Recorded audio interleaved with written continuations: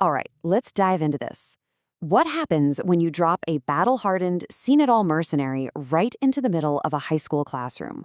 Well, we're about to find out as we break down the classic 1996 action thriller, The Substitute. Yeah, this movie takes that absolutely wild question and just runs with it. I mean, we're talking about turning the halls of education into a literal, honest-to-goodness war zone. So let's get right into it. So, first up, a mercenary's new mission. The problem. Let's meet our main guy, a man whose old job is, well, it's over. But his new mission? It's about to get real personal real fast. So, on one hand, you've got Jonathan Shale. This guy is the ultimate mercenary, a specialist in pretty much everything you can imagine, from landmines to karate. He's fresh off a botched mission in Cuba and is now, officially retired. But then, on the other hand, we have James Smith. He's our substitute teacher, a supposed Harvard grad with a PhD from Princeton, or at least that's what the paper says. The whole situation really hits home when he gets back to Miami and meets up with his girlfriend, Jane. She's a history teacher at this just completely chaotic place called Columbus High School. And when she tells him, "My students are trying to kill me," you know this isn't just some teacher having a bad day. It's a real cry for help from someone on the front lines of a school that's totally falling apart. And what's at the heart of all this chaos?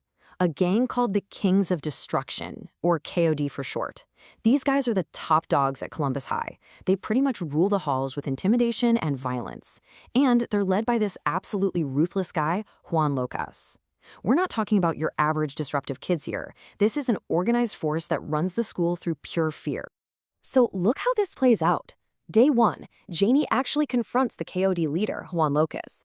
He doesn't take it well and threatens her, saying, "If you don't back the bleep off, you'll wish you did." So what happens on day two? She gets viciously attacked by one of his enforcers. She ends up in the hospital with a busted leg. And just like that, for Shale, the school's problem has become his problem. It's personal now. All right, section 2, undercover in the classroom. The infiltration. With Janie laid up in the hospital, Shale decides he's got to take matters into his own hands. He forges a whole new identity, creates these impeccable credentials, and becomes Mr. Smith, the brand new substitute teacher. So, his first day, he walks in, and what's the first thing he hears? "Who the bleep are you?" It's not a friendly question, it's a direct challenge from Locus and the class. This is basically the first shot being fired in a war for control of that room. And Shaw's response? It's not what you'd expect from a teacher. He says, "I'm the warrior chief. I'm the merciless god of anything that stirs in my universe. You bleep with me, and you will suffer my wrath." I mean, wow. He doesn't respond like an educator. He responds like a commander. He instantly lays down this new, brutal hierarchy. It's crystal clear he's establishing dominance. So his teaching method is, well, it's pure military doctrine. Step 1, disarm the enemy. He finds and confiscates a hidden ice pick. Step 2, neutralize any threats. He physically takes down a student claiming self-defense. Step 3, establish battlefield control. He takes absolute unquestioned charge of the classroom. And only then, step 4, does he start teaching, usually with some relevant history lessons about the Vietnam War. Okay, on to the next section. Uncovering the conspiracy. The problem deepens. So Shale starts noticing things. With his trained mercenary eye, he sees that the gang violence is just the tip of the iceberg. This isn't just random teenage trouble. He realizes it's a symptom of something much, much bigger. A whole criminal enterprise operating right there, right under everyone's noses. And he quickly puts the pieces together. It's a whole criminal network. You've got Juan Lacas and the K.O.D. acting as the street-level enforcers. Then there's Johnny Glades, a ruthless drug dealer who's the muscle behind the whole thing. And the mastermind, the guy at the very top, no way. It's the school's own principal, Claude Rolle. And you want to know Rail's whole philosophy? It's power perceived is power achieved. It's just a chilling mantra, right? This is a guy who's using his position, his authority, to run a massive drug operation. And he has no idea who he's really talking to. So, here's the operation itself. It's actually pretty brilliant, in a twisted way. The drugs are hidden on school buses, they're stored in the school's boiler room, and then they're distributed by the K.O.D. gang. He's basically turned the entire school district into his own personal drug trafficking network. It's insane.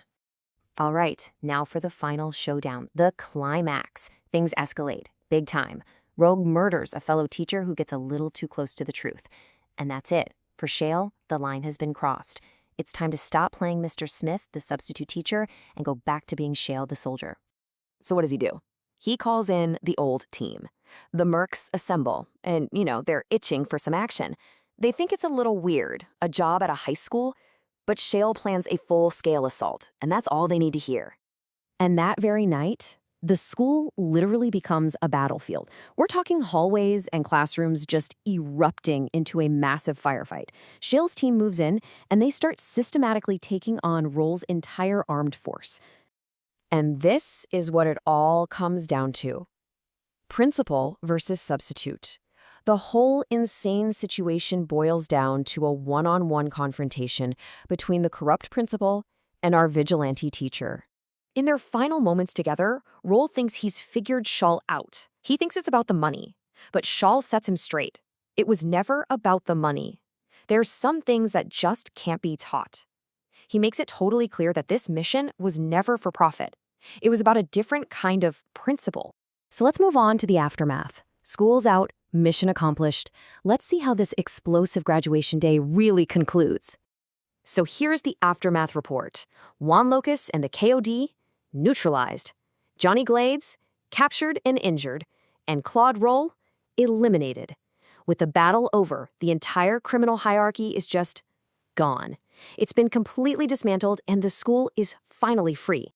And as Shale and his team are leaving, he just looks back and says, at least it's their school again. He knows it was chaotic, he knows it was violent, but he's satisfied that the school has finally been returned to the students. Which really leaves us with a final, lingering question, doesn't it? Was this vigilante justice, or was it just good teaching? I mean, in a place where the system has failed so completely, what does it actually take to educate and protect people? And that, my friends, is the high-octane story of the substitute. Thanks for watching this explainer.